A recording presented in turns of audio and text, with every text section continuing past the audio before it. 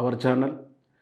NT Ramarao గారి 28వ వర్ధంతి సందర్భంగా ఎన్టీఆర్ ఘాట్ సాక్షిగా నందమూరి కుటుంబంలో కలహాలు బయటపడ్డాయా అంటే అవుననే సమాధానం చెప్పొచ్చు. ఎన్టీఆర్ ఘాట్‌కు నివాళులర్పిస్తానికి వెళ్ళిన బాలకృష్ణ గారికి అక్కడే కనిపించినటువంటి జూనియర్ ఎన్టీఆర్ అండ్ కళ్యాణ్ రామ్ ఫ్లెక్సీలను చూసి వెంటనే తొలగించాలంటూ హుకుం జారీ చేయడం జరిగింది. తీసేయమంటారా అవును తీసేయండి అన్నారు అంటూ వీడియోల్లో ఆడియో కూడా వినపడింది. ఇప్పుడే తక్షణం తీసేసేయి అంటూ బాలకృష్ణ గారు సీరియస్ అయిన విధానం కూడా చూశాం. దీంతోటి ఎన్టీఆర్ కుటుంబంలో వైషమ్యాలు బయటపడ్డాయి.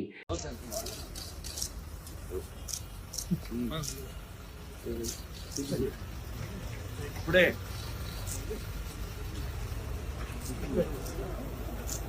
అజయ్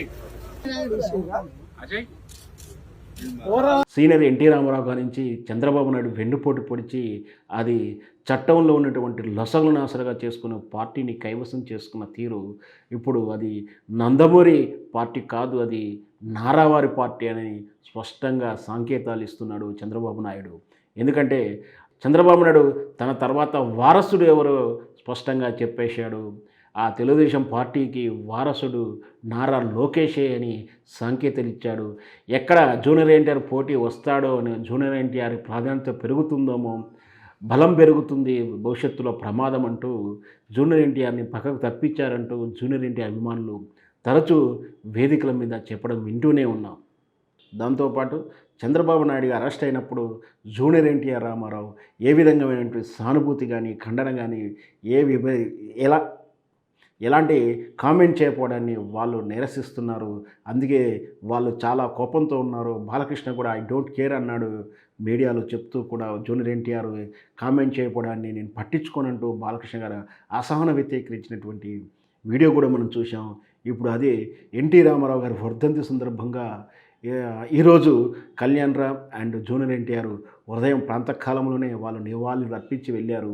ఆ తర్వాత వచ్చిన బాలకృష్ణ వాటిని చూసి అసహనం ప్రదర్శిస్తూ వెంటనే తొలగించండి అంటూ చెప్పడం, దీనికి ఏమిటి అంటే జూనియర్ ఎన్టీఆర్ మీద కోపంతో ఉన్నారా, కుటుంబంలో విభేదాలు ఉన్నమాట వాస్తవానికి బాలకృష్ణ గారు చాలా కోపంతో ఉంటాడు, చాలా కోపిష్టి, ఆవేశపరుడు అంటుంటారు.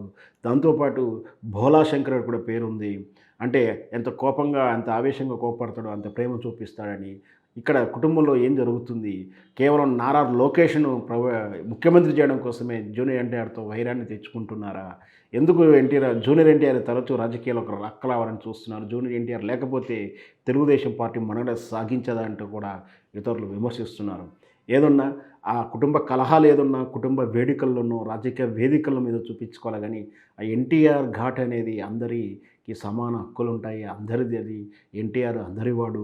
అక్కడ బాలకృష్ణ గారు ఏ విధంగా తన ఫ్లెక్సీలు ఫోటోలు పెట్టుకున్నాడో, అదే ఎన్టీ రామారావుని చనిపోవడానికి కారణమైనటువంటి నారా చంద్రబాబు ఫోటోలు ఎలా పెట్టుకోవడం హక్కు ఉందో, జూనియర్ ఎన్టీఆర్ ఫోటోలు పెట్టుకునే హక్కు కూడా ఉంటుంది. చంద్రబాబు నాయుడు వెన్నుపోటు వలని మనకు మానసిక క్షోభంతోనే అతడు ఎన్టీ రామారావు మరణించిన విషయం అందరికీ తెలిసిన విషయమే. అట్లాంటి ఫోటోలు వాళ్ళు పెట్టుకున్నప్పుడు, ఫ్లెక్సీలు పెట్టుకున్నప్పుడు బాలకృష్ణ గారు దాన్ని తీసేయడం అనడం అనేది నిజంగా కూడా చాలా ఏహమైన చర్య. ఎందుకంటే బాలకృష్ణ గారి కుటుంబ వ్యక్తిగతం కాదు అది. అక్కడ బాలకృష్ణ గారికి ఎంత హక్కులు ఉన్నాయో అలా సేమ్ హరికృష్ణ గారికి కూడా అంతే సమాన హక్కు ఉంటుంది. హరికృష్ణ వారసులు కూడా అంతే హక్కు ఉంటుంది. అది ఎన్టీఆర్ ఘాట్ అంటే అసలు తెలుగు వాళ్ళు మొత్తం అందరికీ కూడా అభిమానం ఉంటుంది, దాని మీద హక్కు ఉంటుంది.